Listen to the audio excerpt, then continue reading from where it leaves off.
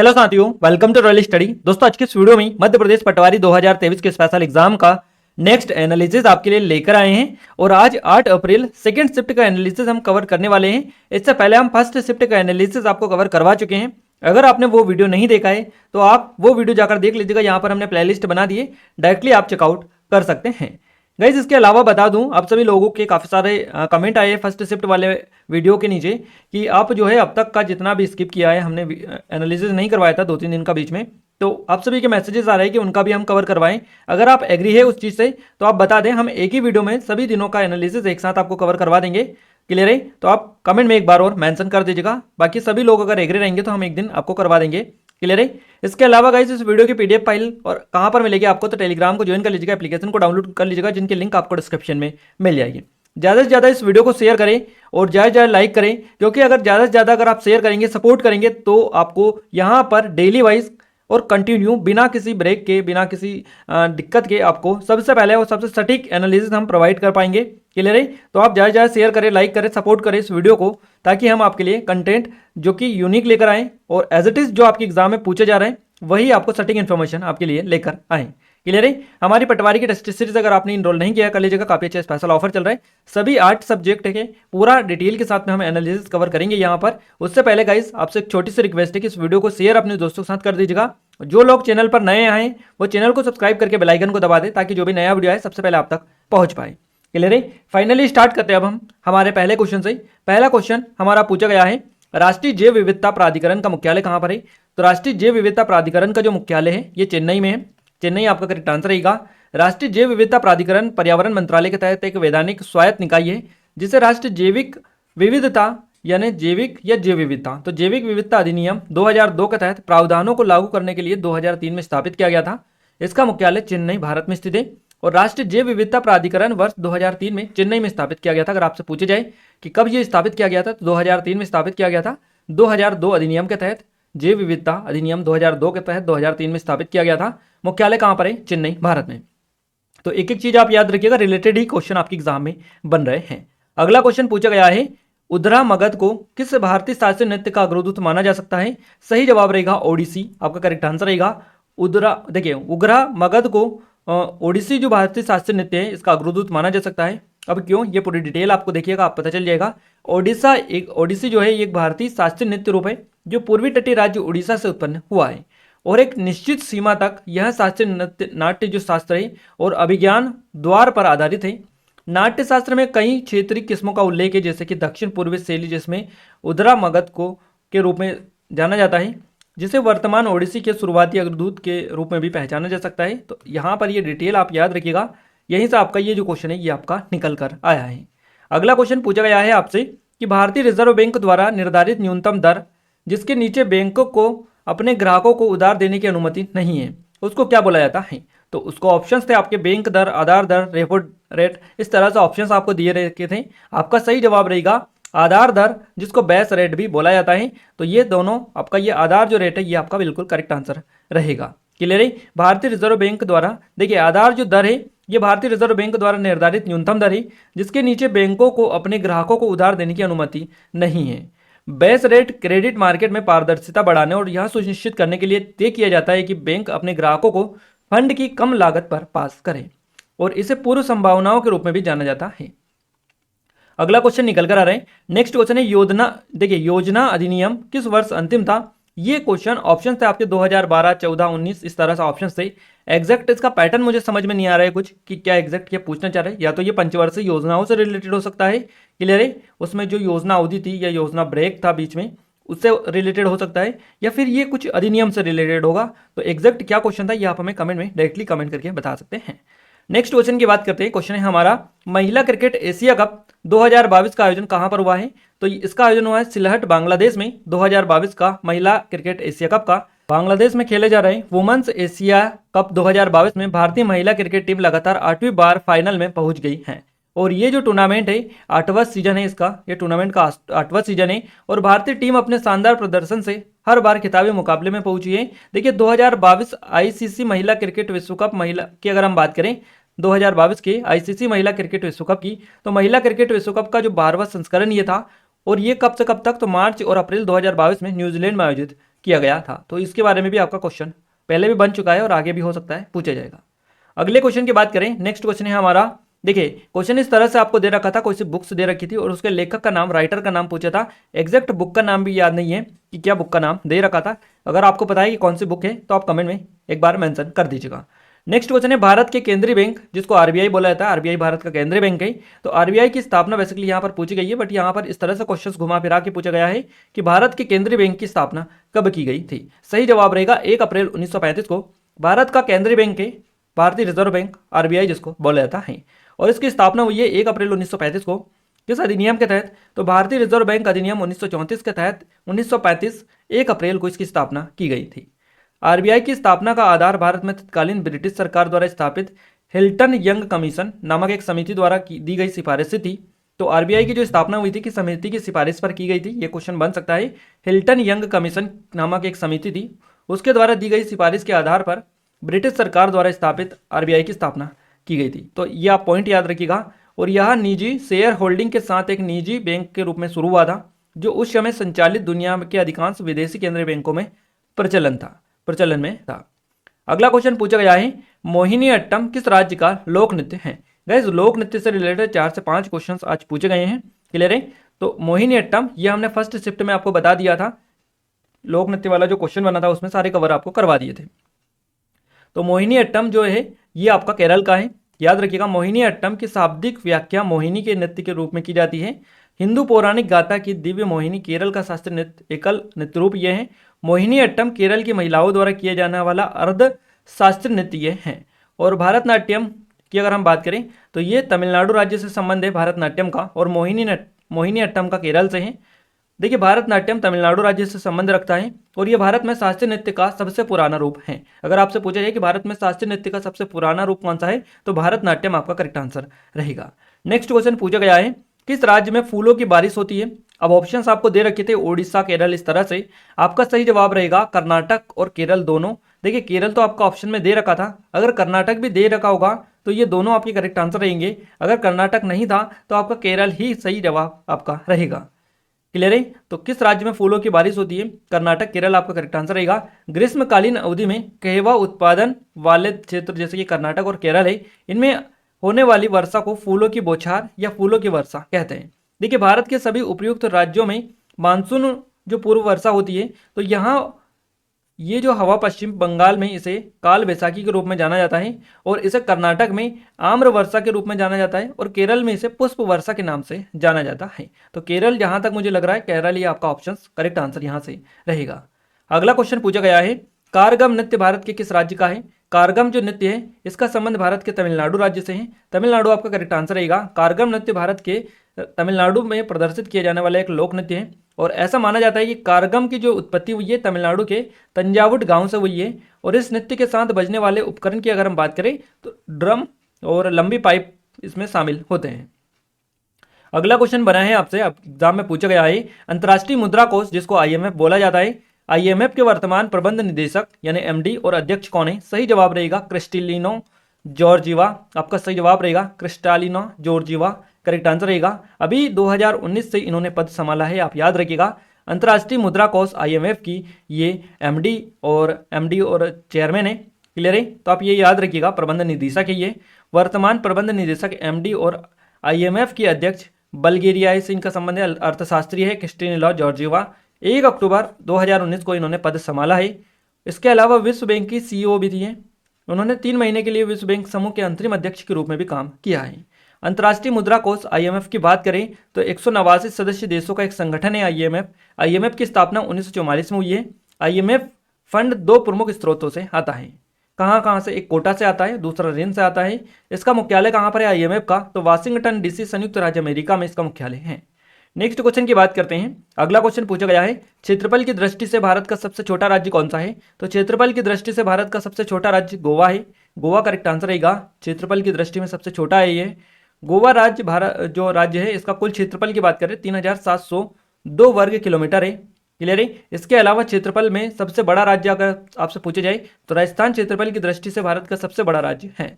और जनसंख्या में आपसे पूछे जाए कि जनसंख्या में भारत का सबसे जनसंख्या की दृष्टि से भारत का सबसे बड़ा राज्य कौन सा है, तो ये उत्तर प्रदेश है। और सबसे छोटा कौन सा है जनसंख्या की दृष्टि से, तो ये आपका सिक्किम हो जाएगा। तो आप 4 क्वेश्चंस आपके कवर हो गए। क्षेत्रफल में सबसे कम गोवा हो जाएगा, सबसे ज़्यादा राजस्थान हो जाएगा, जनसंख्या में सबसे कम सिक्किम रहेगा और जनसंख्या में सबसे अधिक रहेगा उत्तर प्रदेश।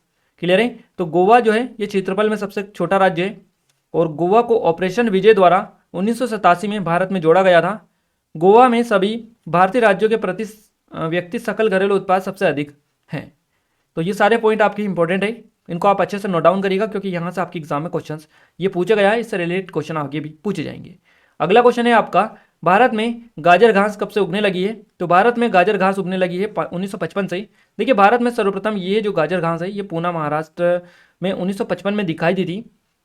देश में इसका जो प्रवेश हुआ था 1955 में अमेरिका और कनाडा से आयात किए गए गेहूं के साथ में हुआ था, परंतु अल्पकाल में यह जो गाजर घास है पूरे देश में एक भीषण प्रकोप की तरह लगभग 35 मिलियन हेक्टेयर भूमि पर फैल चुकी है।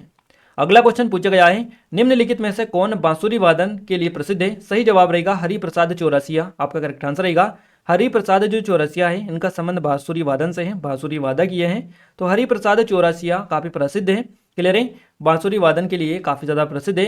हरिप्रसाद चौरसिया एक भारतीय फिल्म संगीत निर्देशक है और शास्त्रीय बांसुरी वादक है जो हिंदुस्तानी शास्त्रीय परंपरा में बांसुरी बजाते हैं।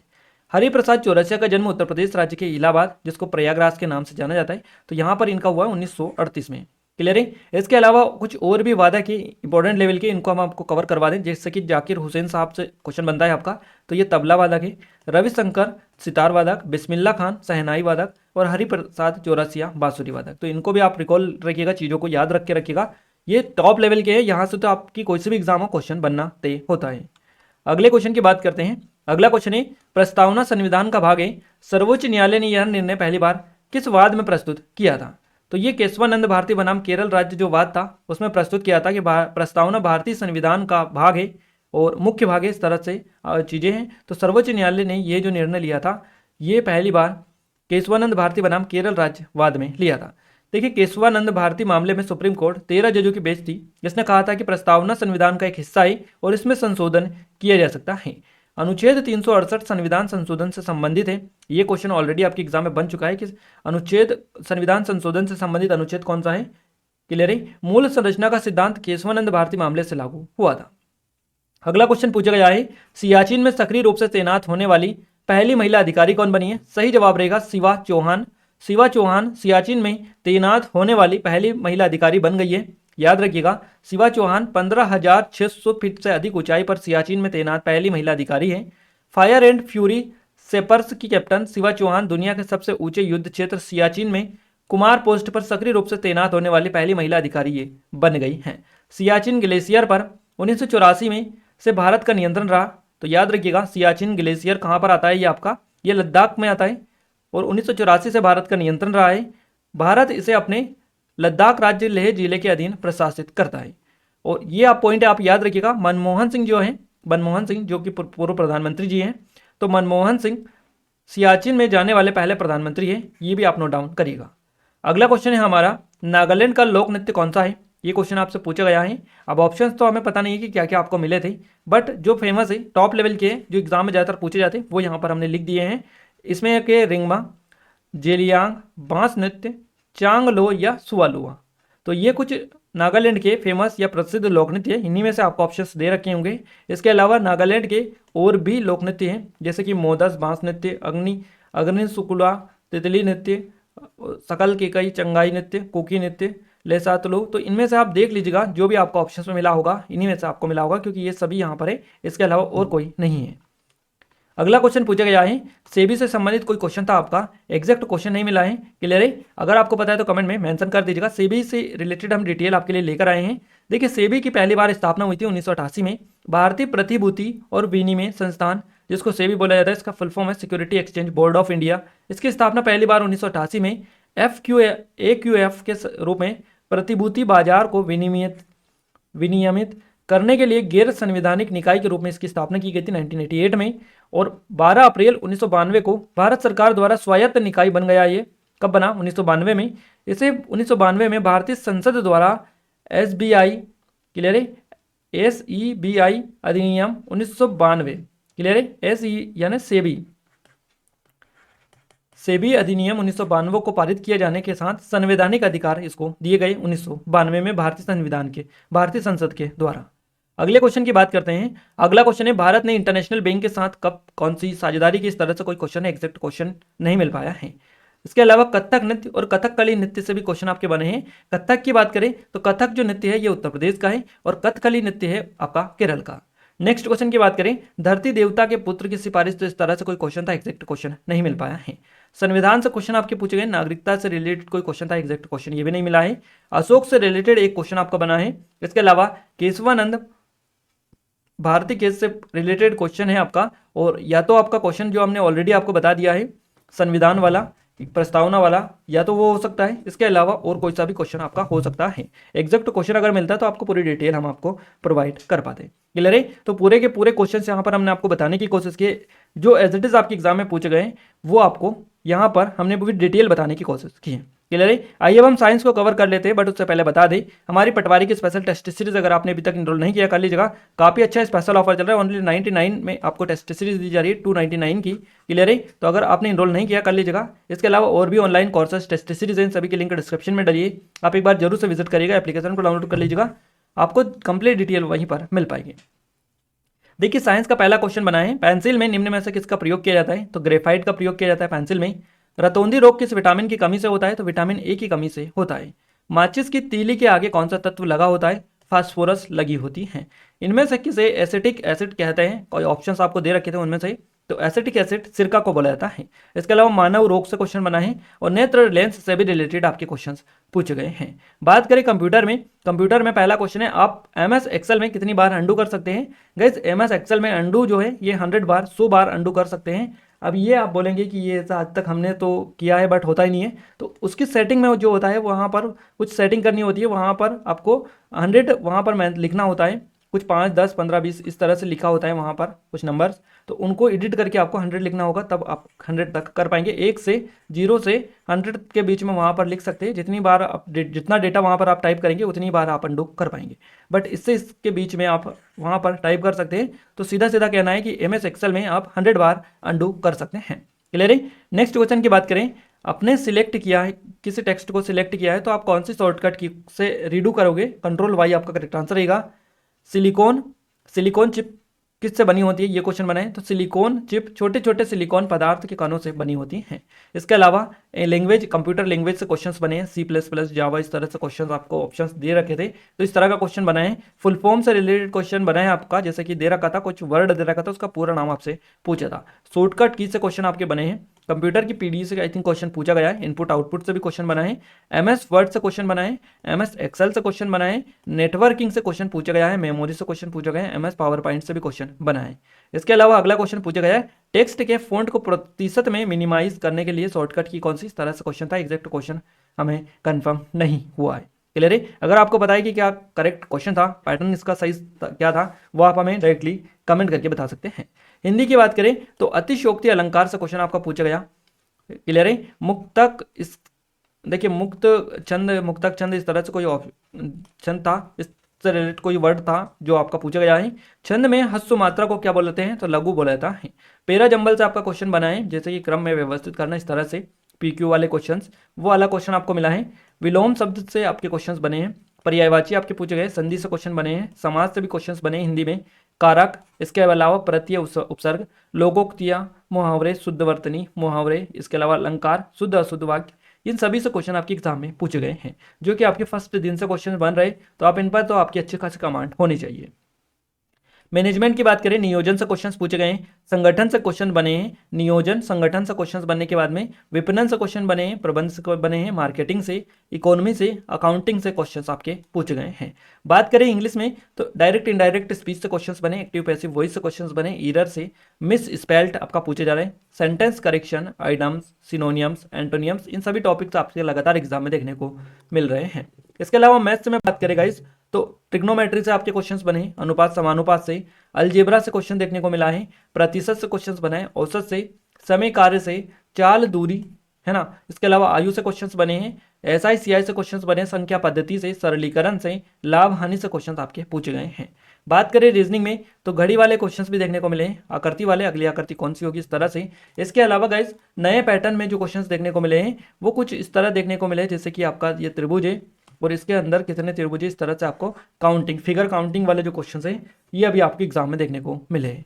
रक्त संबंध आपका आया है, क्लियरली नंबर सीरीज से क्वेश्चंस बने, दिशा दूरी से क्वेश्चन बने, अल्फाबेट सीरीज पूछी गई, कोडिंग डिकोडिंग, कथन निष्कर्ष से क्वेश्चंस बने, रैंकिंग से क्वेश्चंस पूछे गए, डाइस यानी 500 से क्वेश्चंस बने और लुप्त पद वाले जो क्वेश्चन है ये भी पूछे गए, मिसिंग नंबर वाले।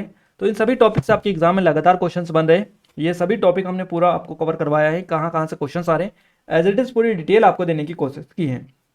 क्लियरली इस वीडियो को ज़्यादा ज़्यादा शेयर करें अपने दोस्तों के साथ में, अगर आप शेयर करेंगे तो हमें सपोर्ट मिलेगा, मोटिवेशन मिलेगा आपके लिए, और अच्छे से अच्छे वीडियोस हम लगातार लेकर आने की कोशिश करते रहेंगे। क्लियरली जो लोग चैनल पर पहली बार विजिट करे हैं उनसे यही कहना चाहेंगे कि आप चैनल को सब्सक्राइब करके बेल आइकन को ऑन करके रखें, ऑल पर क्लिक करके, ताकि जो भी नया वीडियो है सबसे पहले आप तक पहुंच पाए। क्लियरली और लाइक नहीं किया है तो वीडियो को लाइक भी आप कर दीजिएगा। ये कुछ ऑनलाइन कोर्सेज टेस्ट सीरीज है, इन सभी के लिंक डिस्क्रिप्शन में, आप एप्लीकेशन को डाउनलोड करके कंप्लीट डिटेल वहीं पर प्राप्त कर सकते हैं। इस वीडियो की पीडीएफ फाइल के लिए आपको क्या करना है, तो वीडियो की पीडीएफ फाइल के लिए आप टेलीग्राम को ज्वाइन कर लीजिएगा, एप्लीकेशन को डाउनलोड कर लीजिएगा, दोनों के लिंक आपको डिस्क्रिप्शन में मिल जाएगी और ये स्टेप है, इन स्टेप को फॉलो करेंगे आसानी से आपको पीडीएफ मिल जाएगी। क्लियर है, तो मिलते हैं हमारे अब कल के फर्स्ट शिफ्ट के एनालिसिस के साथ, तब तक के लिए जय हिंद, वंदे मातरम।